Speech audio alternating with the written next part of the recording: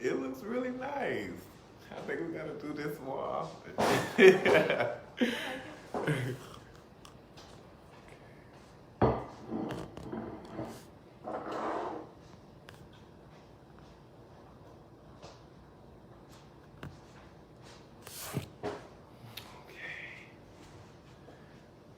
Black power, everyone.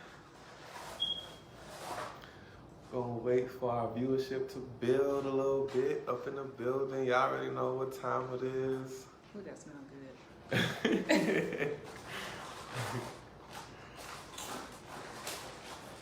I'm trying to convince him to cook with me on that capitalist holiday. Black power, y'all. What's up? It's that time. It's that time again. Yes, intelligent lady. Black power, Comrade Cameron. When you come into the room, please make sure you share and put hashtag shared in the comments. When you share, we are at 5 viewers. I can't see y'all. I think I might need glasses. I can't see either, and I got glasses. It's 5. All right, y'all. Come on, share on your timeline. Share in any of the groups that you're in. And let's go ahead and get this thing started. How you feeling? Feeling good? I feel good. Okay. Y'all like our new set? We got the little grass and the reeds in the background and all of that kind of stuff like that. You know, we trying to dress it up real cool. We trying to dress it up for y'all and all of that good stuff. Give y'all a little bit of a variety. Yeah.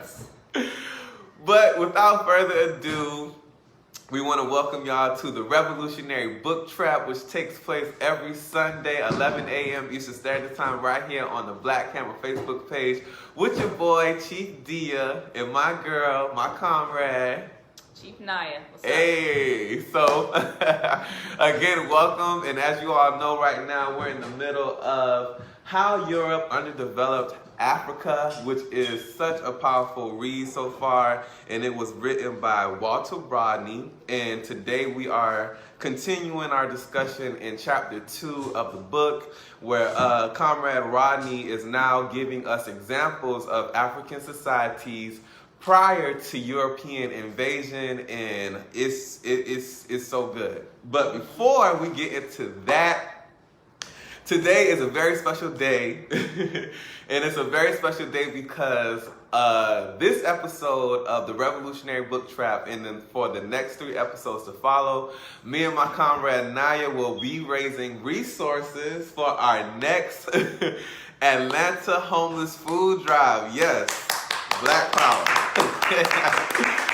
So, January 18th, which is the weekend of Martin Luther King Jr.'s birthday, the Atlanta unit, we will be putting on our next homeless food drive. Yes, we're coming back again with another homeless food drive. So today, and for the next 3 episodes of the Revolutionary Book Trap, we're going to be on here talking about the food drive and raising resources. And today, for our goal, we have a goal of raising $50. $50. So we know we can do it. We got about 15 viewers, well 14 now, that's on the live stream right now. So please, if you can, go over to Cash App and you can put the $ and donate at blackhammer.org. That's Cash App, the cash sign, blackhammer.org. Or you can go to blackhammer.org/ donate. And you can also go to gofundme.com / blackhammer.org. Now, if you donate through the Cash App, make sure you put in the notes for Atlanta Unit Homeless Food Drive. Or you can just abbreviate it. Yeah. And our links are posted in the description. Yes. So if you want to donate, all the links are there. Blackhammer or cash sign in front of that. That's the Cash App. You could donate there. You can go to blackhammer.org / donate. Or you can go to GoFundMe, www.gofundme.com / blackhammer. Just make sure you label it for the food drive so that we can allocate those funds for that particular purpose. Yes. So y'all know our last food drive, it was a great success. We were able to feed over 100 people. We had so many comrades come out. It was such a powerful event, and we're trying to do it again.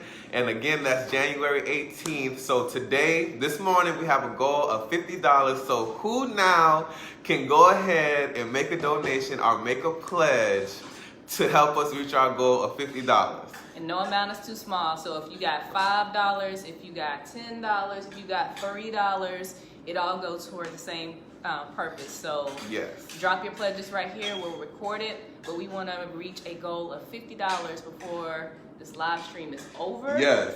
So we can be on our way to feeding another 100 people for the next food drive. Yes. So. All right. So before we kick this thing off, we're not going to even start. We need to see who can donate, who can pledge at least $5 right now.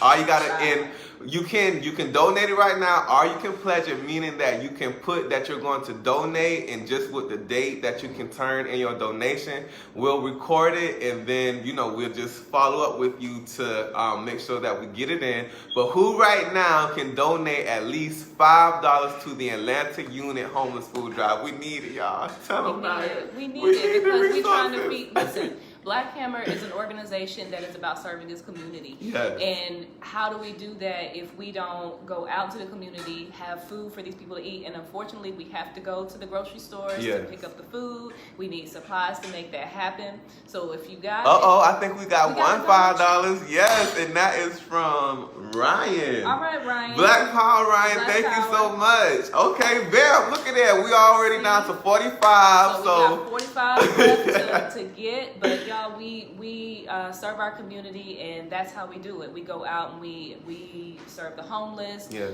We organize cleaning up our communities. Yes. And right now that involves money, that involves resources. Yes. So if you're able to help donate, drop those pledges right here. $5, like I said, $3, $10, whatever you got. Payday was a couple of days ago. Yes.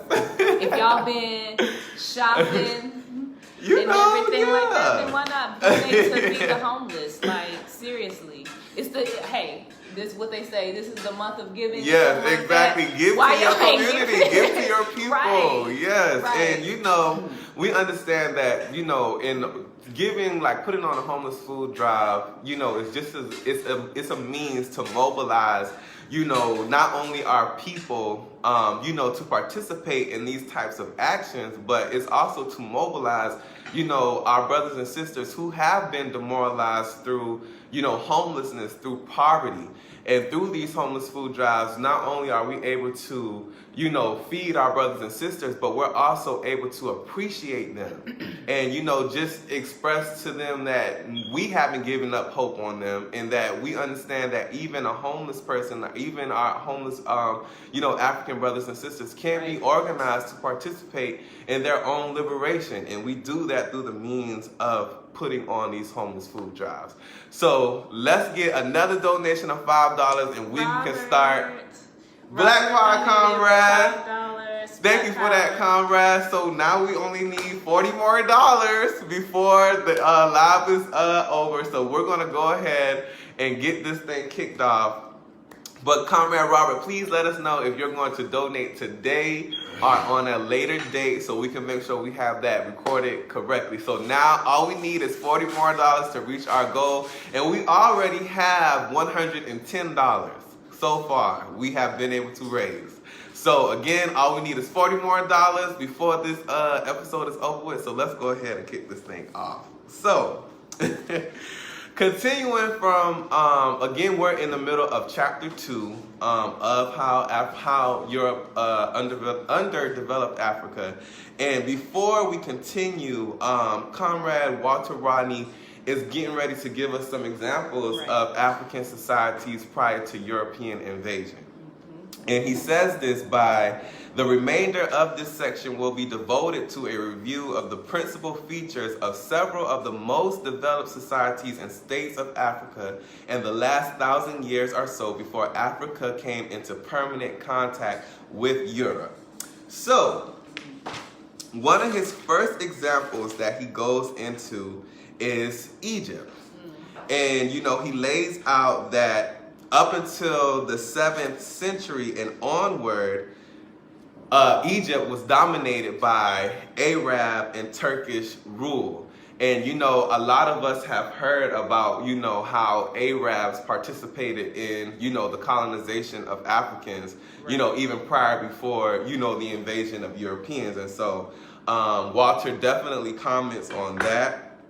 And he says that the Turkish and the Arabs were able to colonize Egypt. And he said what was able to make this this colonization so so aggressive is the fact that Egypt became in this relationship where they were sending like food and resources abroad. And he says that this is what attracted, you know, foreign rulers who were escaping their imperialist masters in the countries that they were in. Right. So meaning that, you know, the Arabs and, you know, the Turkish people came to Egypt to act as the elite there in order to escape the forces that were oppressing them in their lands. Just like in Europe. Yeah, exactly. Exactly. So he talks about that, and he also talks about how most of when Egypt became a feudal state, a lot of the feudalism was brought about by the military rulers that came as a consequence of the Arabs and the Turkish occupying Egypt. And he says that a lot of those foreign rulers were military captains and things of that nature. And that is how they were able to, you know, form the feudalism in Egypt. Now, mind you, the societies that we're talking about, Walter is taking us through these transitions of, you know, the societies moving from communalism to feudalism to capitalism. So a lot of these African societies are still in these transitions, you know, from communalism to feudalism. And he says that, you know, these foreign forces were able to expedite, you know, the changes from communalism to feudalism. Yeah. And then I was looking too at the fact that when you're dealing with these transitions and everything, you know, it highlights the fact that feudalism is basically like you have a select few that own majority of the land, whereas most people have to work the land, and it's really unfair the way that they're being taxed with the things that they're able to produce. Like it said, the peasants had with little or no land were known as Fellaheen. And in Europe, there are legends about the exploitation and suffering of Russian serfs, and then they compared that in Egypt, the exploitation of the Fellaheen was carried out even more thoroughly. The feudalists had no interest in the Fellaheen beyond seeing that they produced revenue. Most of what the peasants produced was taken from in the form of tax, and the tax collectors were asked to perform a miracle of taking from the peasants even that which they did not have when their demands were not. So there's already that, with this feudal state, it's already that line of exploitation that's happening really heavily due to those foreign powers. Yeah. Black Power. I don't mean to interrupt you, Conrad, but we just got another $20 donation by Conrad Jose. Black Power. Thank you so much for that, Conrad Jose. So now all we need to raise is $20, and I feel, Conrad Nyah, I don't know if you feel it in the atmosphere, but it looks like we might surpass our goal this morning of $50. So let's see how the morning progresses on. Let's put it in the air. Yeah, let's put it in the air. Yeah, but I definitely want to unite with what you were just laying out. And, you know, in terms of the role of the military, what they played in this whole colonization of Egypt, what Walter Rodney also makes clear is that a lot of the political power in Egypt was in the hand of the military, like the military captains and things of that nature. And they then delegated that power of the government to the bureaucrats. So, you know, like the ruling class and things of that nature. And just like you were speaking to the Fellaheens, which basically were the equivalents of the serfs and the peasants, you know, that we see in Europe when Europe was, you know, based in feudalism. And a lot of the land in Egypt was distributed to military captains, not to, you know, the people of the land, but to, you know, these Arab rulers who invaded Egypt. When they brought their military captains, the land was first given to them. And then just like Comrade Nyah was saying about the Fellaheens, and then by the 15th century, the majority of the land in Egypt was owned by the Sultan and his military captains. And, you know, just like you were saying, the Philistines were brutalized. Yep. And if they, you know, they had to pay taxes. And again, if they did not pay taxes, then they were brutalized. And then he also makes a comment about how there were peasant revolts, you know, in the early part of the 7th century as well, too. I'm sorry, of the 18th century. You know, sometimes you be writing real fast when you take your notations. It just be looking like chicken scratch or whatever. So, all right. So next he speaks about, we move on to Ethiopia. And you know, in a lot of these societies, what he lays out is that a lot of these societies were like steeped in Christianity. I found that interesting too, because I mean, well, first of all, diehard Christians will tell you that it has its, and I'm not, no shade, let me make that clear, will tell you that Christianity has its inceptions in Africa. And I mean, so what it says here is that basically from the 1st century AD, that those people that were there were Christianized. I don't know that it's necessarily saying that it was actually born there, but it was just, there was already a form of colonialization that was happening, and that it had been brought there, and that, I guess that dynasty kind of, you know, implemented or disseminated that out to the people to follow that land, follow that rule. But it was also under a foreign rule as well. That's Ethiopia. And you got to understand, like, with foreign rule comes these different types of religions, comes these different types of ideology. And he even, Walter Rodney even lays out later on within this chapter that, you know, Islamic, you know, religion and Christianity was brought to Egypt, was brought to Ethiopia through foreign invaders.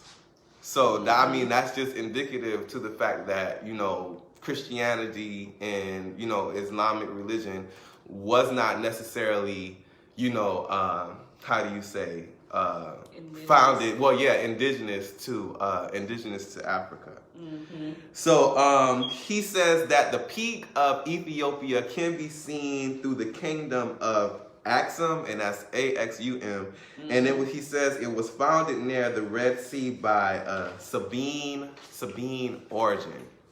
And that was like near he said on the other side of the Red Sea. But what he makes clear is that the following kings of the kingdom of Axum were not foreign agents, meaning that the kings that began to rule in the kingdom of Axum had become completely Africanized. They were from Africa. So like the foreign rulers, you know, of course, Europe, oh God, I'm about to say European. Well, of course, you know, Ethiopia did face invasion, but the succession of, how do you say, like kings, royalty, or whatever you want to call it, was based in, in Africa.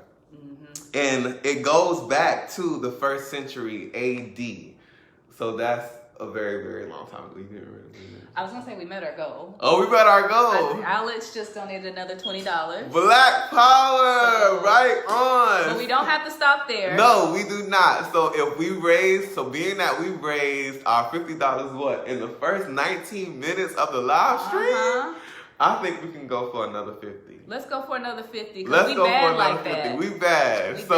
We started out with 50. Let's make our goal 100 for today's episode. So right on. Again, go to Cash App, $BlackHammerOrg. Make sure you put in the notations. This is for the Atlanta Unit Homeless Food Drive. You can also go to GoFundMe / BlackHammerOrg. I think you can put a notation for what the donation is for. So you can do that at GoFundMe, and you can also go to blackhammer.org/donate and make a contribution through there as well. And the links are pinned. Pinned right there. Black Power. So y'all, we're not gonna try. We're gonna raise another $50 before the live stream is over. So make your pledges, make your donations now. And if you put in the comments you're making a pledge, please just let us know the date that you plan on turning in your pledge so somebody can get in contact with you and follow up with you.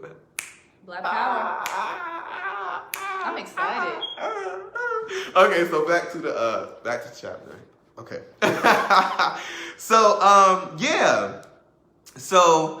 he continues to talk about like the ruling class, which was Christianized in the first few centuries of the kingdom of Exum and things of that nature, and so much so that the emperors in Ethiopia were referred to as the conquering lion of Judah. So, yeah. And what was most prevalent in Ethiopia, which Comrade Walter speaks to, is the creation of the churches that these Africans made out of solid rock. Oh, yeah. Like, they were able to make churches out of solid rock.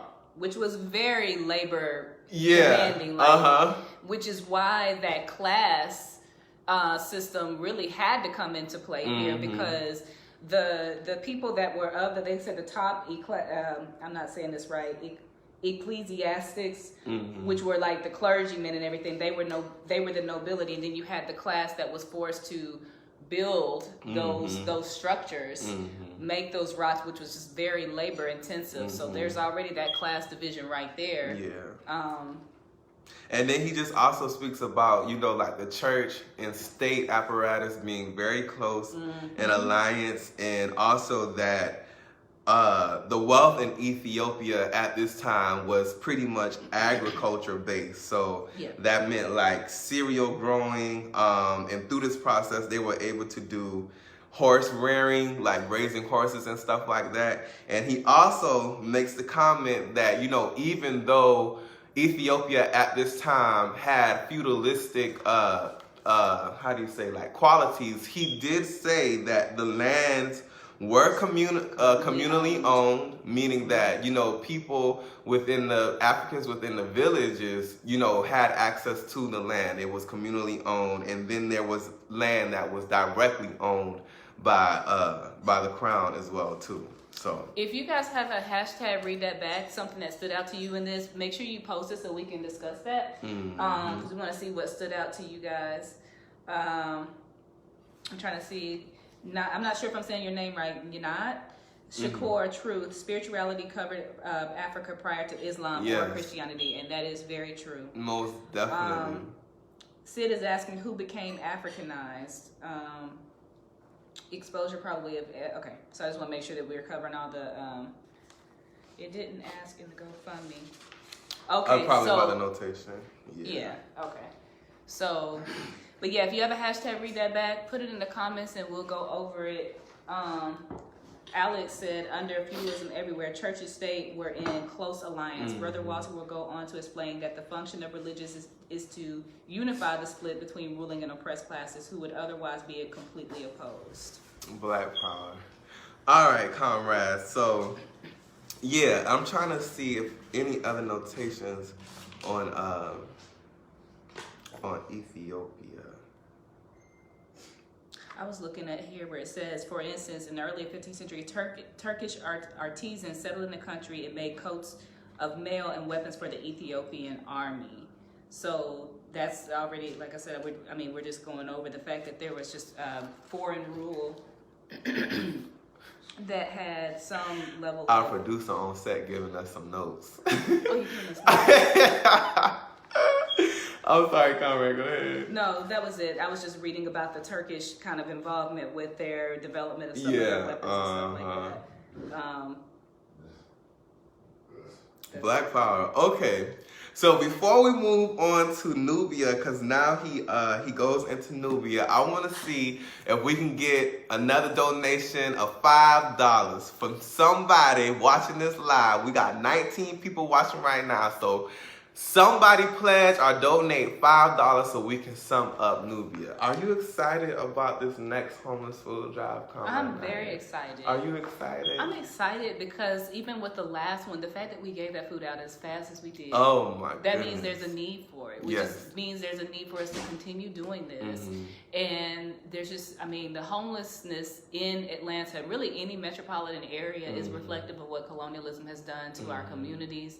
And I don't understand why we wouldn't. I mean, and not to mention, there are more and more people, colonized people, becoming homeless today. More and more people. Statistically, you can see that in the fact that the rent prices are going higher and higher. People are, you know, even working jobs can barely afford their rent. And so that could really be anybody. This doesn't discriminate against people who have kids. If their parents are homeless, they're homeless too.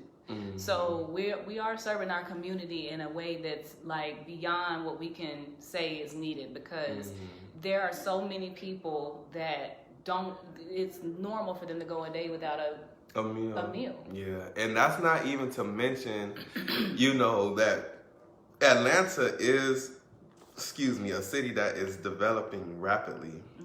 And with that development comes gentrification and different forms of raising your rent, and the forms of, you know, African people having generational homes, like, you know, Big Mama's house, the house that you celebrated every holiday, every birthday, you know, from people actually being born within these homes, are now faced with this form of gentrification where they're having codes, you know, different city codes thrown on the homes. Like, if your grass isn't cut, or if you don't have these bushes taken down, like, is your roof. And it's being raised in like astronomical ways, and so much so, like, you can, on one side of the street, you see all of these new houses being built, then directly across the street, you see all of this rampant poverty and things of that nature. And again, this is can be directly tied to the homelessness that we see in the city, because what is your 70-year-old grandma supposed to do when she has this $700 city code thrown on her home that she can't afford to pay? And she's on a fixed income. She's not going to get any additional money. She's disabled. She's having to pay for medications or choose to eat something.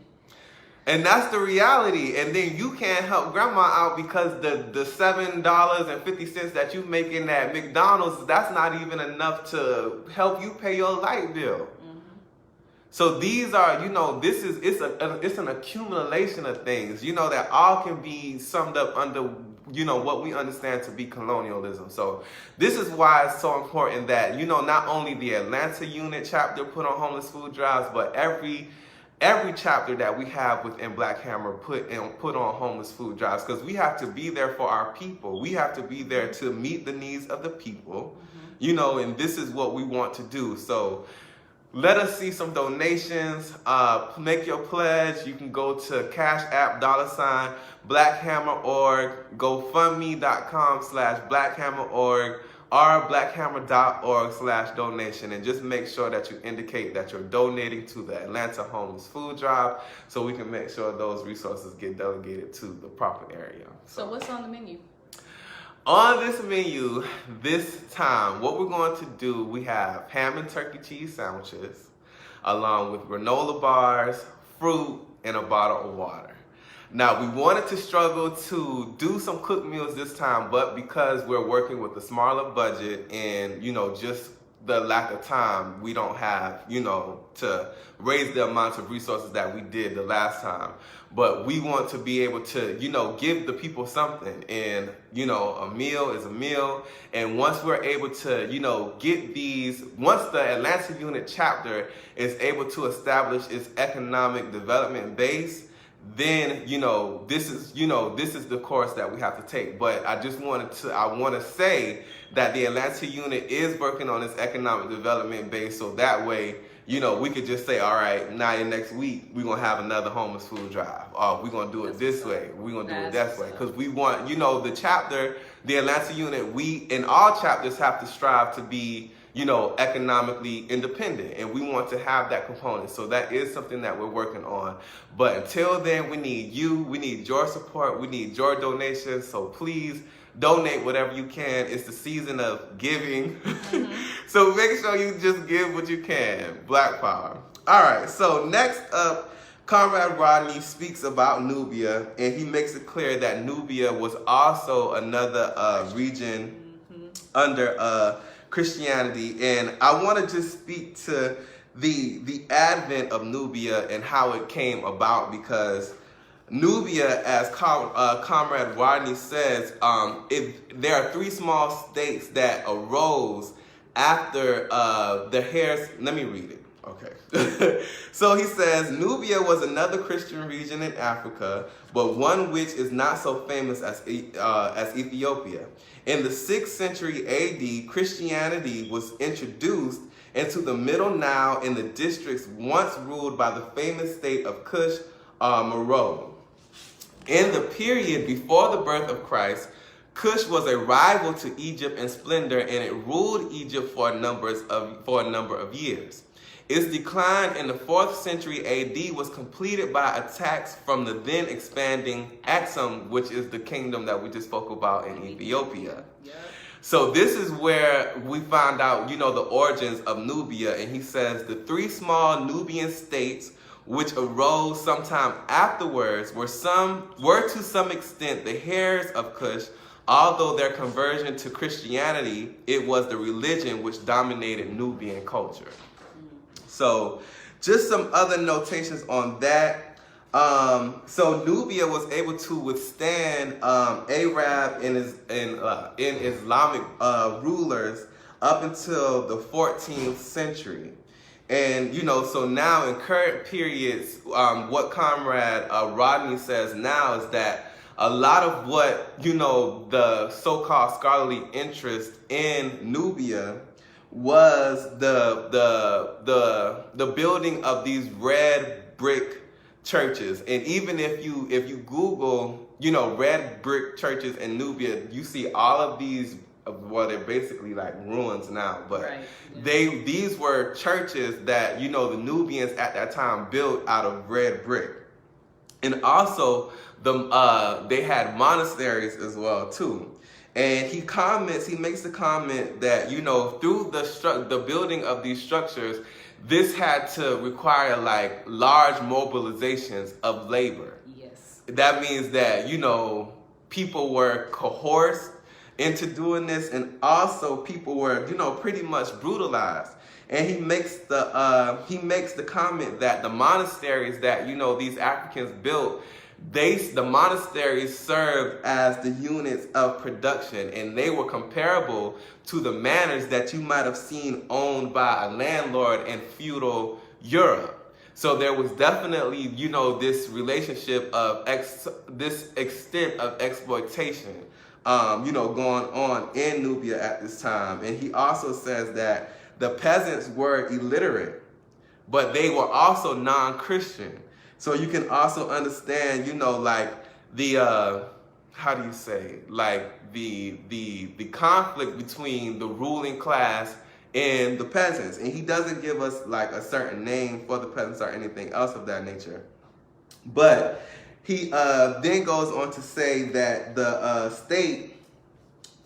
Christian state, was eliminated by the Muslims, and then at one point in time, the Africans in Nubia switched from Christianity to, is it Muslim? Islam. Yeah. Okay, yeah, I'm sorry. Basically, yeah, that's what I took from this particular development most, was the fact that it was a Christian state, and then it converted through it being conquered to an Islamic state mostly, which was the reason for the ruins of the churches. And then, but you still had the mass majority. So, what this is bringing to me is like, and I've heard it before, but actually reading it here, is really like, there was before the coming of like the Europeans and the Christian force. I mean, it was already there. Then you had the Islamic enslavement and colonization prior to, which was already exploiting that area of Africa. Yeah. And So other places had already kind of pretty much moved away from the communal sense, and that they were trying to get their interests met at Africans' expense. Yeah. Black Power, I unite. So who got 5 on it? Who got 5 on it? While we waiting on somebody got 5 on it, Alex said gentrification is another relationship between development and underdevelopment pointed out in the book. White power cannot develop without taking African generational wealth and prosperity, and that is absolutely true. That is so true. Thank you so much for that comment, Comrade Alex. So come on, y'all, who got 5 on it? Where our next $5, our $20, our $10? Or $2, maybe even $1. Wherever the spirit leads you to donate. You do know where it's going. Yes. We are feeding the homeless on the 18th of January. We will be doing that at Woodruff in Hurt Park, which is situated in the downtown area of Atlanta. And we're going to be out there from 11 to 2 p.m. So, I mean, not only are we going to, feed the homeless, but this is also an opportunity to meet, members of the Black Camel organization. We always go out and eat after, we perform an action to build camaraderie, for you to ask us any questions about the Atlanta unit, ask us any questions about Black Hammer in general, and just get to know the Chiefs, get to know the revolutionary people who are working in the interest of us all. And I want to say this too. I don't know. First of all, if you're in Atlanta, if you want to hit us up to get involved, like with helping us pass out the food, yes, you can do that. You can let us know right here. But the other thing is, if you have never been to Atlanta, and I'm sure this is no different from any other metropolitan area, tent cities. Have you seen them? Right off the interstates. And when I'm telling you that the population of homelessness is out of control here, it's to the point where you can literally just drive through Atlanta and literally see tent cities set up around interstates 20, 75. And this is where this is people's real reality. Like, yes, this is what they experience. So there is definitely a need of feeding the homeless here. And serving the homeless here. And I mean, homeless food drives are one thing, but then there's also the need of housing and things of that sort. But the only way we're going to be able to combat those contradictions is by taking care of ourselves. Yeah. That is outlined in our principles of unity and what we believe as an organization. The Black Panther Party followed that model as well. Yes. And so we are trying to lead by that example in bringing people into the fold of being a participant in their liberation by doing it ourselves. We should not expect that, the state is going to take care of us. They have already told you what they think about you and what they think about your homelessness. And so that is something that suits their interests. In order for them to be in this position they're in, there has to be a people who is at the very bottom, yes, who is exploited. So if there's anything that you cannot... But if there's anything that you can do to help with that, like I said, there's no amount that's too small. But $5, $10 towards going in the mouths of starving people, starving colonized people. I don't know where else I would rather that go than that. Exactly. And I just want to say that again, also, if you are local to Atlanta and you aren't able to, donate resources, you can donate bread, you can donate cheese, you can donate lunch meat, you can donate fruit, you can donate granola bars, you can donate water bottles. Yes. Anything that we need to make sure that this food drive goes off to with a success. And I just also wanted to say that I unite with everything that you just laid out, Comrade Nyah. And I used to drive Lyft in the city, and at one point in time, like, there's an exit off of 285, if I'm not mistaken. And every time around the same time of the afternoon, which is pretty much the height of traffic, like around 5 p.m., you can get off of this exit, and there's literally like 5 to 10 African brothers and sisters holding their homeless signs, walking up to the cars that are stuck in traffic. Ooh, we got... Ooh. Mac always come through. What's up, Mac? Black power. Black Power Comrades, so we have raised $75 towards our goal for $100 this morning. So all we need is $25 more to complete our goal of $100 for this morning's goal. Black Power, thank you so much, comrade. Move, move, Mac. Move, move, move, move. But yeah, I just wanted to make that comment again. I mean, to just, only expound on everything that you laid out, Comrade Nyah, and just, speak to the problems of homelessness, within, not only within Atlanta, but wherever wherever African and colonized people are located in general. And, we actually have a manual that I created. And so it's pretty much, it speaks to putting on your own homeless food drive. So if you live in an area and you just so happen you're not a member of Black Hammer, but there may be comrades within your area, we can hook you up. If you want to put on a homeless food drive, we can send you the manual to lay out how you do that, the process of doing it, the process of preparing the food and everything else of that nature. This is not just something that Black Hammer can do. We want to provide you with the tools in order to do so as well. So, yeah, Black Power. Okay, so we just need to raise $25 more and we have reached our goal for this morning. So next we're going to move on to the Maghreb, and I'm sorry if I'm pronouncing this wrong.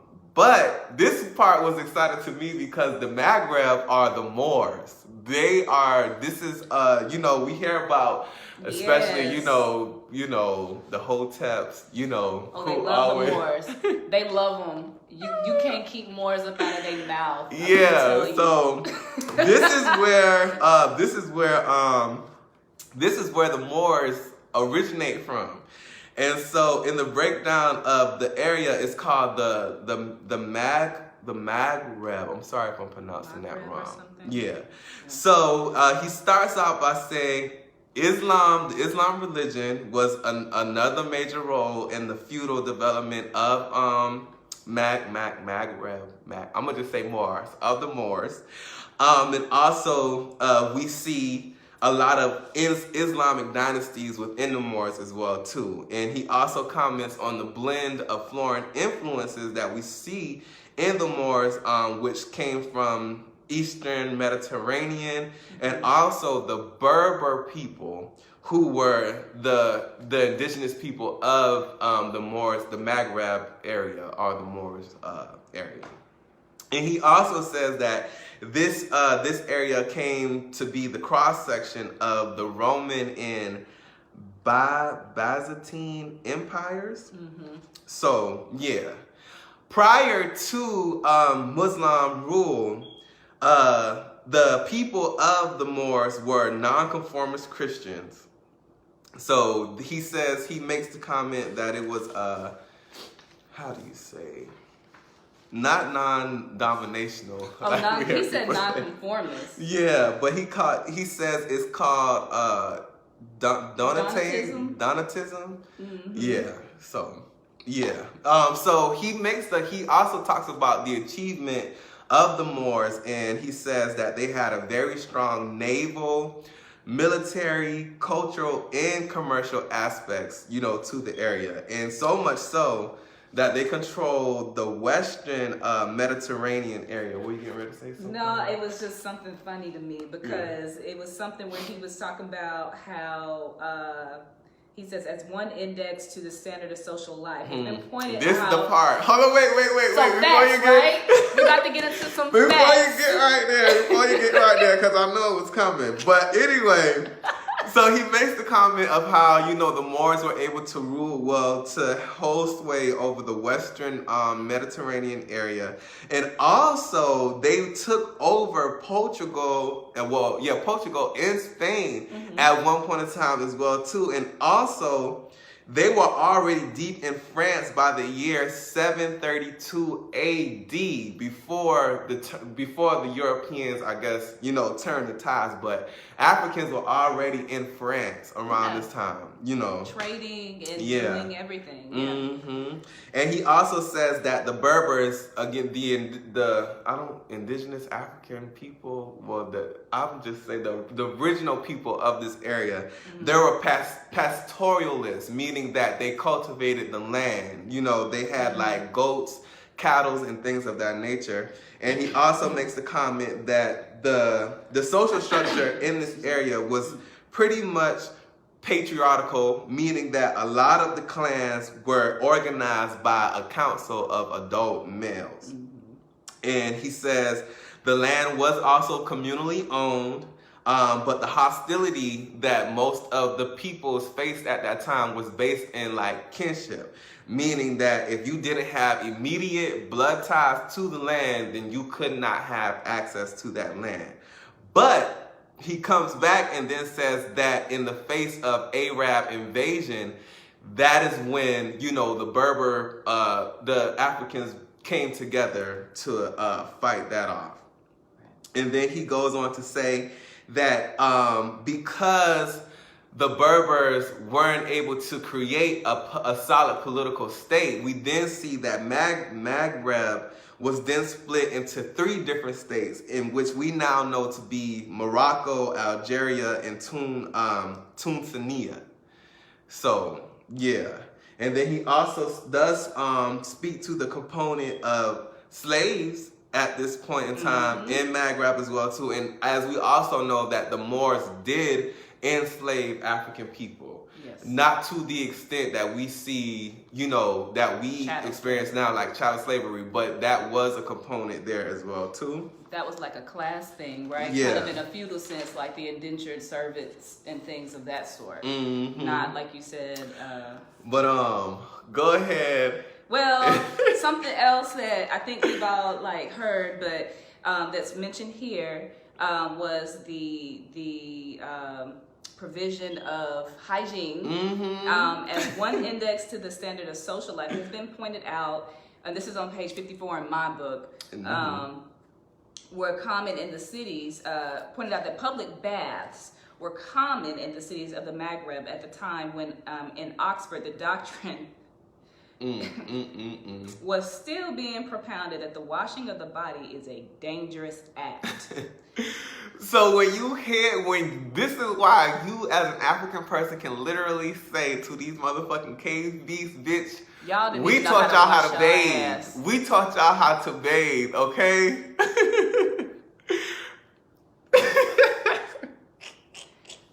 I mean, it's historical proof. When you study the conditions of Europe, they were literally sitting in shit and piss everywhere in this particular time frame. So it makes perfect sense. I mean, the plagues that were breaking out, hell, the shit that they brought to the U.S. And just if you look at the journals, if the comments, not necessarily the journals, but the way that the indigenous people, and Ghazi likes to make this joke all the time, but when the conquistadors came to the Americas, the native people knew that they were coming because of the stench, because of the smell. Oh, yeah. Before they even got in the area, they could smell. So you want to wonder why they were able to infest these blankets with smallpox that they gave to the indigenous people of the Americas, because Europeans were already suffering from this shit in Europe. So what did they do? They used their disease-ridden asses to their advantage to commit genocide against the indigenous people of the Americas.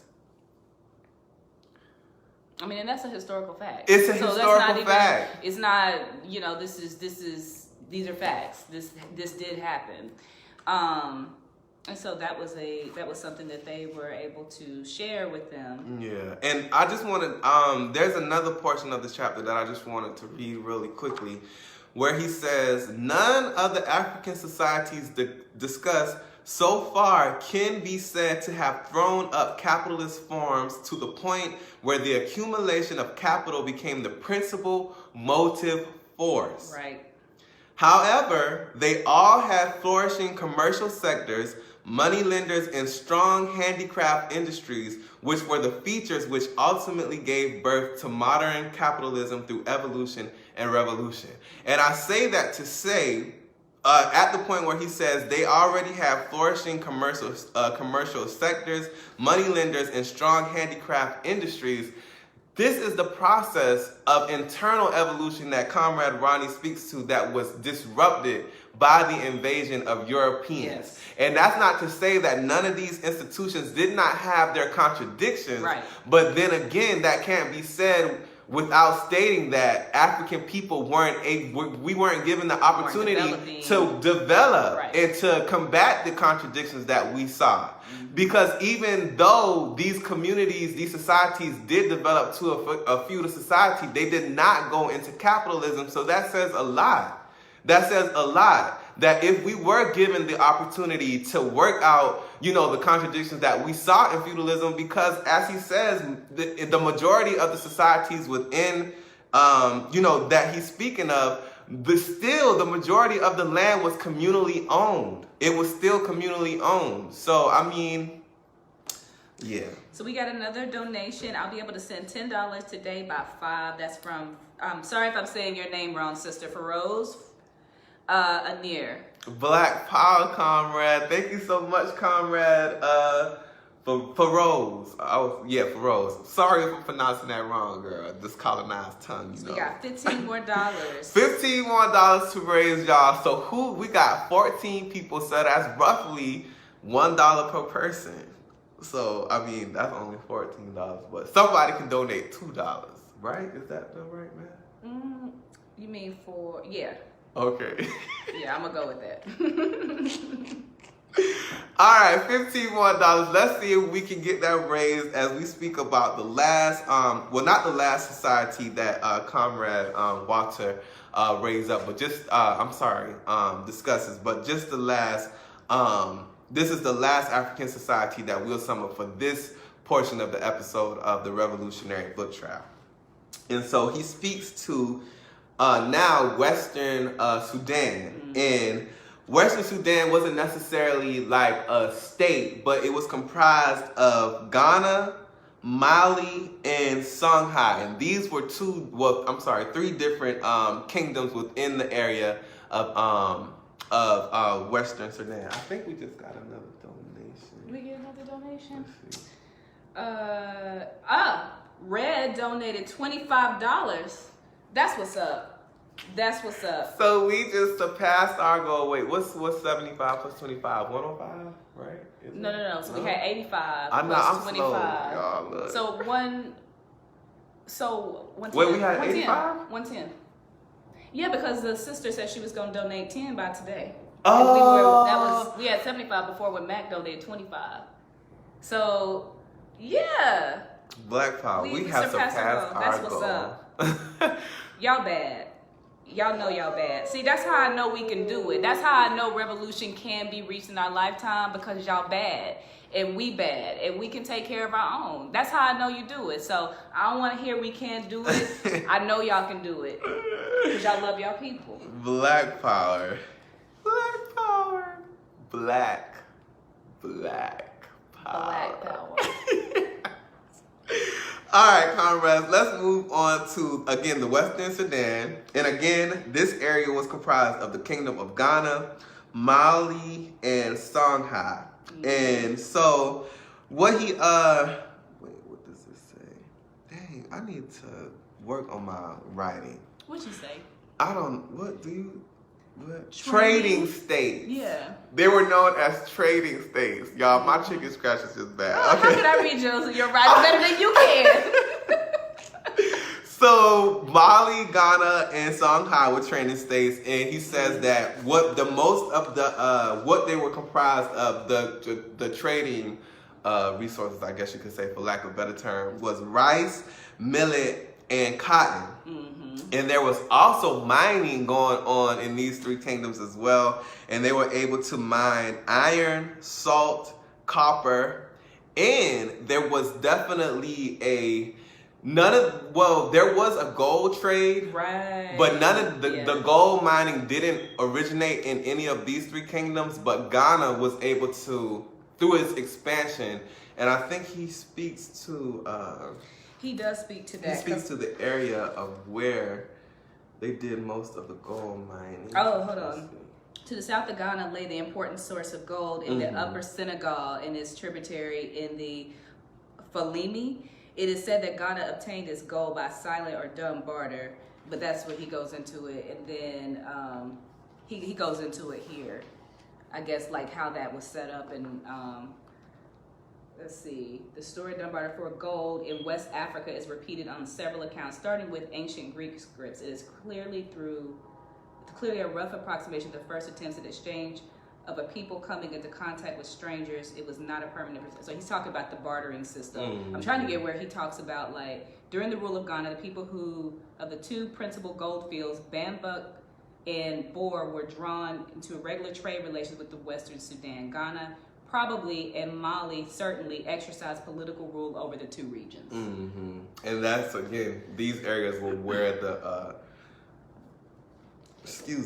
gold mining took place. And another major component that we see in these three areas were the domestication of animals.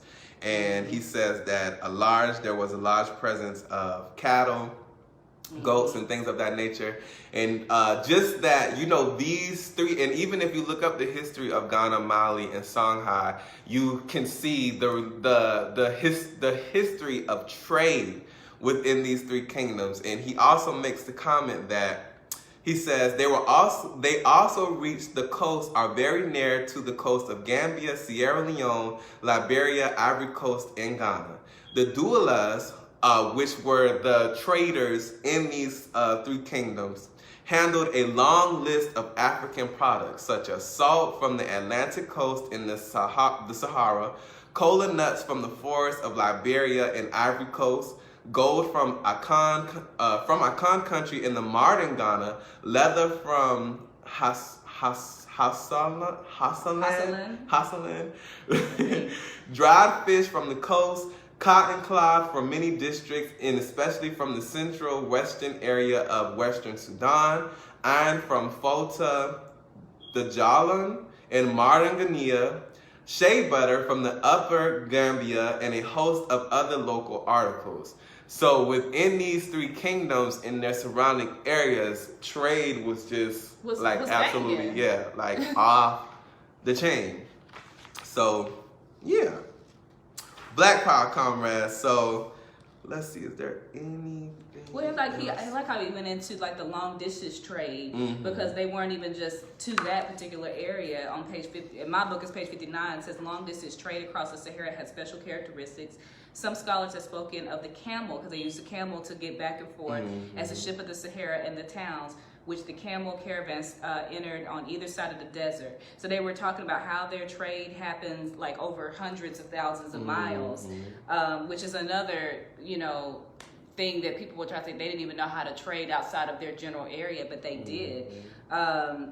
It's significant in the Western Sudan, never provided any significant capital for the Saharan trade. The capital came from the merchants of Fez, I'm assuming that T is silent, Lemson, and other cities of the Maghreb, and they sent their agents to reside in the Western Sudan. So there's a sense of exploitation there because it wasn't for the benefit of the area. But so they didn't benefit economically, but the trade patterns were already there and the resources were there. Faraz said, okay, we both pronounced it correctly. Oh, that's what's up. Okay. Right on. I like when I get people's name right. Okay, so the last portion that I wanted to comment on and read is where he speaks about feudalism in the area of West Sudan. And he says, under feudalism, the ruling class in the state for the first time tore away the social institutions which prevented the first embryo states from exercising direct action on each subject. That is to say, feudalism brought about a series of direct obligatory ties between the landed rulers and the landless subjects. So even now you see the feudalism that was experienced in Africa was even still different from the feudalism that was based in Europe. Right. And he says, in the Western Sudan, the clear-cut class division had not come into existence.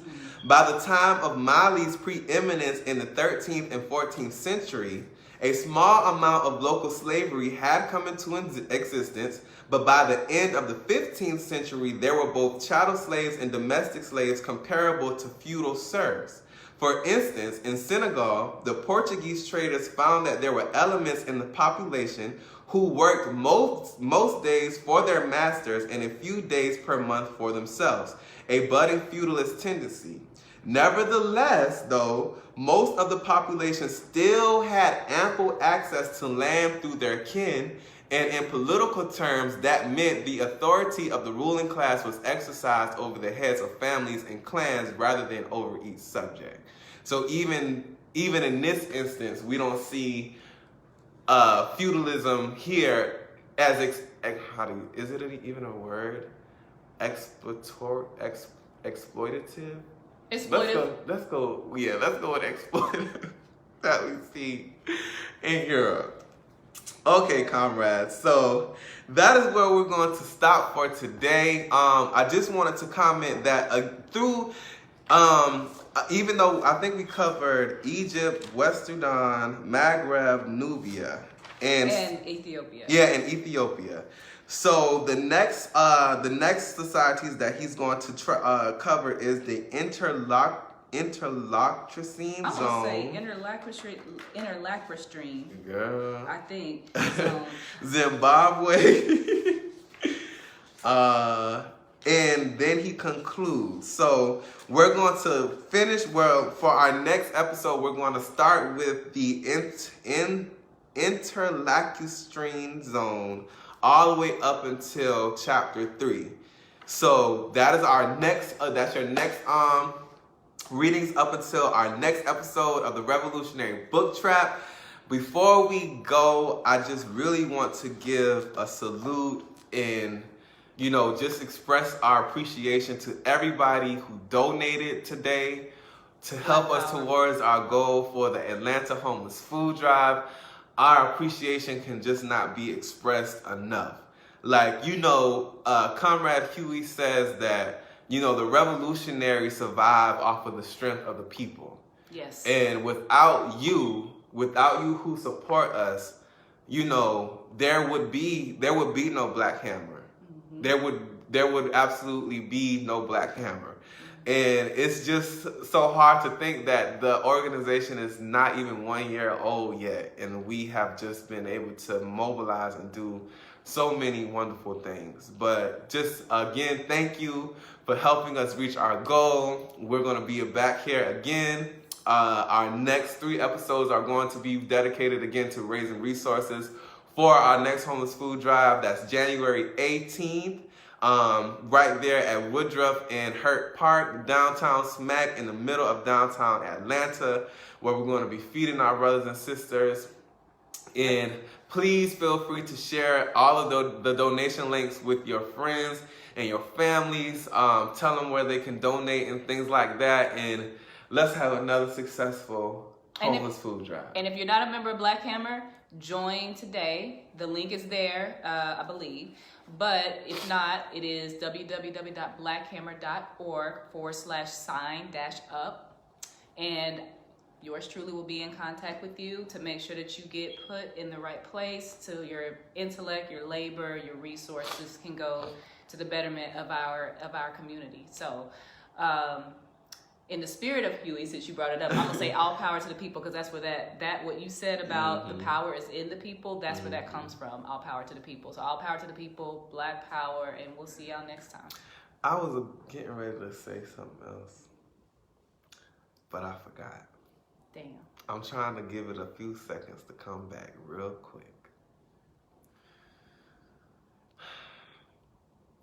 Well, being that I lost that thought, another thought popped up into my mind, and that is to make sure to remind you guys about the next public meeting for Black Hammer has been postponed, so we won't be meeting this upcoming Tuesday. So, and then I think is the next meeting is gonna be on the 31st, so that New Year's Eve, and we're gonna do it at 5 p.m. instead of 7 p.m. so y'all can go out and get your drink on and all that stuff. All right, comrades. Until next time on the Revolutionary Book Trap, we gonna see y'all later. Black Power. Black Power. And do y'all like our new set? Like, we tried think? to decorate for y'all and stuff like that. So, I think Black Power, y'all. Black Power.